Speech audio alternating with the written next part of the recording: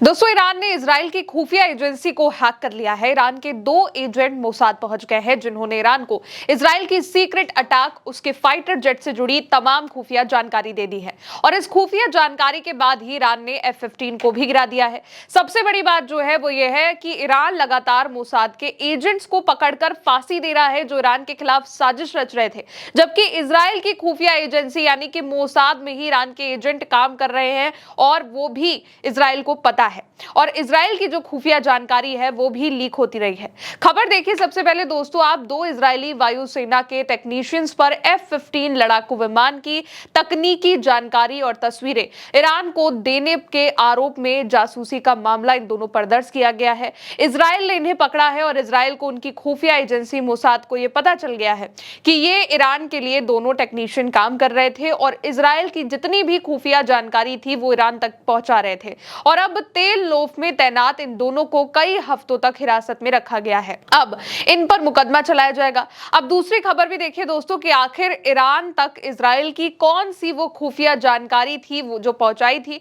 तो RT के हवाले से एक खबर आपके सामने है, जिसमें यह लिखा हुआ है कि ईरान को F-15 के रहस्य लीक करने के संदेह में इजरायली वायुसेना के 2 टेक्नीशियंस पर जासूसी का आरोप लगाया गया है। यानी कि इन दोनों जासूसों ने, ईरान के जो स्पाई कहे जा रहे हैं, इन दोनों टेक्नीशियंस ने F-15 से जुड़ी टेक्निकल और जितनी भी खुफिया जानकारी थी इजराइल की, इजराइल के मोसाद से उन्होंने वो कलेक्ट करी और वो सब ईरान तक पहुंचाते रहे युद्ध के दरमियान। जिसके बाद दोस्तों ईरान ने F-15 को हिट भी किया था। 3 अप्रैल को दोस्तों ईरान के एक F-13E स्ट्राइक ईगल लड़ाकू विमान को ईरान ने मार गिराया था। इसमें एक सैनिक को तो अमेरिका ने रेस्क्यू करके बचा लिया था, लेकिन इसके बाद दूसरे पायलट को ढूंढने के लिए, खोजने के लिए, रेस्क्यू करने के लिए अमेरिका को 2 दिन तक रेस्क्यू ऑपरेशन चलाना पड़ गया था। अमेरिका का पायलट इस क्रैश में खो गया था। अमेरिका का कोई अता पता नहीं मिल रहा था। 3 अप्रैल को गुड फ्राइडे के ही दिन का यह अटैक था। ईरान के अटैक के बाद 2 अमेरिकी पायलट यहां पे गायब हुए थे, उनका कुछ पता नहीं चल रहा था। अप्रैल को असल में ईरान के ऊपर एक F-15 लड़ाकू विमान जोड़ रहा था, उसको ईरान ने हिट किया था, इंटरसेप्ट किया था। इसमें अमेरिका के पायलट खो गए थे। इन पायलट्स के खो जाने के बाद अमेरिका को कई दिनों तक रेस्क्यू ऑपरेशन चलाना पड़ा था। और जब ये F-15 पर ईरान ने अटैक किया था, उसके बाद तो पहले इजेक्ट करने के बाद एक तो जो पायलट था उसको तो अमेरिका की सेना ने तुरंत रेस्क्यू करके बचा लिया था, लेकिन दूसरा जो पायलट यहाँ पर मौजूद था, अमेरिका के सैनिक को ढूंढने के लिए 1 दिन से भी ज्यादा रेस्क्यू ऑपरेशन चलाया गया। फिर जब इसके लिए, रेस्क्यू के लिए कई और पायलट ढूंढने निकले अपने अपने एयरक्राफ्ट से, तो अमेरिका के 2 ब्लैक हॉक हेलीकॉप्टर भी निकले, तो उनको भी ईरान ने हिट किया था। ब्लैक हॉक हेलीकॉप्टर्स पर भी फायरिंग हुई थी। और अब पता चला है कि इस अटैक से जुड़ी जितनी भी खुफिया जानकारी है ईरान को, वो इजराइल के मोसाद में बैठे 2 एजेंट्स दे रहे थे। यहां तक कि जब ये F-15 हिट हुआ था, पायलट खो गया था, तब ईरान के जो लोग थे, ईरान की जो जनता थी, वो वहां पर पहाड़ों पर, चट्टानों पर बैठ गई थी कि हम, ईरान के जो लोग हैं, हम अब अमेरिका के पायलट को ढूंढेंगे और उन्हें वहीं गोली से भून डालेंगे। और हालत ये हो गई थी उस वक्त कि एक F-15 के पायलट को ढूंढने के लिए अमेरिका को काफी दिन तक रेस्क्यू ऑपरेशन चलाना पड़ा था, ढूंढना पड़ रहा था और तमाम चीजें करनी पड़ रही थी, और तब भी वो उसको ढूंढ नहीं पा रहे थे।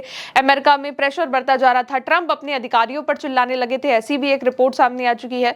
और अब ये पता चला है कि इस F-15 की जो जानकारी थी वो ईरान को किसने दी थी, और वो ईरान को जिसने दी थी वो है मोसाद में बैठे ईरान के 2 स्पाई, जो कि इजराइल के ही थे। अब इजरायली अधिकारियों ने ये बताया है कि आसाफ शित्रित और सागी हाइक नाम के ये दोनों टेक्नीशियंस जो स्पाई है, उन पर ईरान वॉर के वक्त ईरान को खुफिया जानकारी देने और ईरान की हेल्प करने का आरोप है।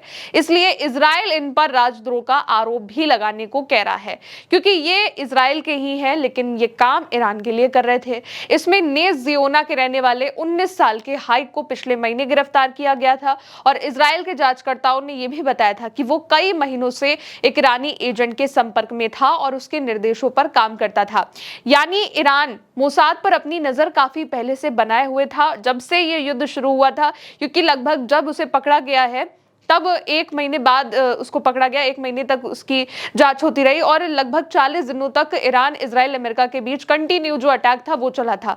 यानी कि ईरान के पास मोसाद से जुड़ी, इज़राइल से जुड़ी जितनी भी खुफिया जानकारी थी वो युद्ध के शुरुआती वक्त से ही थी और सारी खुफिया जानकारी वो वहां पर मंगवा रहा था। और इस स्पाई का जो परिवार था वो भी ईरान के सपोर्ट में था, ये भी इज़राइल के जांचकर्ताओं का कहना है। और जो दूसरा स्पाई है उसको लेकर जांचकर्ताओं ने बताया है कि हाइक यानी कि स्पाई नंबर 1 ने बेत ओवेद निवासी 21 साल के शित्रत को दूसरे स्पाई को विदेशी एजेंट के लिए किए गए कम से कम एक मिशन में शामिल किया था और इसी के चलते शित्रत को भी गिरफ्तार किया गया है। यानी कि दोनों लोग मिलकर ईरान के लिए काम कर रहे थे। दोनों को पूर्व IDF chief of staff Herzi Halevi ने राष्ट्रीय सुरक्षा मंत्री इतमार बेन शिविर के बारे में खुफिया जानकारी जुटाने का काम सौंपा था और उन पर विमान इंजन के आरेख और एक उड़ान प्रशिक्षक के चेहरे की तस्वीरें जैसी तमाम जितनी भी जानकारी थी वो आपस में शेयर करने का भी संदेह है। और अब एक रिपोर्ट ये भी है दोस्तों जो ये बता रही है कि इसके अलावा 8 बाकी सैनिकों पर भी इस गतिविधि में, यानी कि इस जितनी भी स्पाई चीजें थी, स्पाई नेटवर्क था, इसकी जानकारी होने के बावजूद उन्होंने इसकी जो सूचना थी, इसकी इंफॉर्मेशन को नहीं बताया था इजराइल तक। यानी कि इजराइल के 8 सैनिक भी ईरान के इस मिशन में शामिल थे और उन्हें ये बात पता थी कि कैसे ईरान के एजेंट काम कर रहे हैं, मोसाद की चीजें लीक हो रही हैं, लेकिन उन्होंने अपने आर्मी चीफ को इस बारे में नहीं बताया था।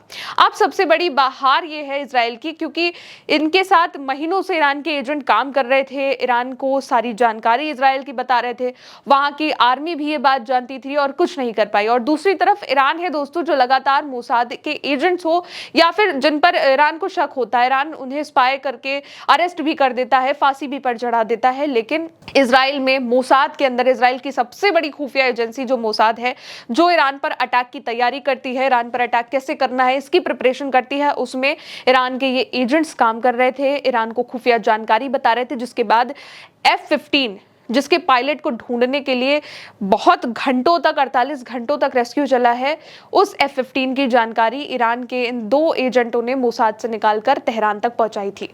फिलहाल दोस्तों मेरे साथ इस रिपोर्ट में इतना ही। आप देखते रहिए उल्टे चश्मा यूसी। मेरा नाम है गौरी वर्मा। शुक्रिया।